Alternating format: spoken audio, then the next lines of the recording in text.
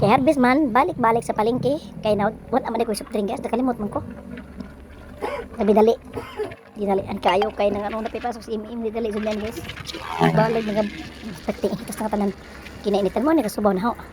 Kinainitan niya kalatag tarigsik aw. Impas bahala na basta kay nagapalit may soft drink. Di ko mapakyaw guys kay kuan man gud logi ko. Di man dagan ang paliton. Nagmera man gud mo nang balikan sa merkado kay musakyan mo gud ka. Logi pila pa masahe 150, 170. Na pila rin ang paliton dapat mag tricycle ka ang magmotor para kuan. Makatipid pud ba? Sa mga ko guys, nga nila mo porma dinalian nga pagkalakaw. Kay di aragin taw siya tagtarong sa atong agtang pati ni kog agtang tutabo sa buhok nga kuan pila ka lugas tugtunga.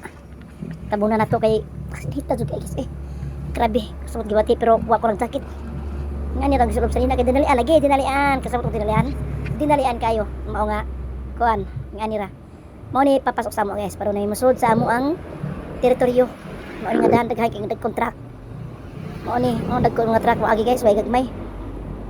Makita gagmay tawag sa unak sa garan dump truck zod. Hay nako. Sumorto guys, happy taga mo. Bye bye. Abot na mi kay mo ana ni. Bye.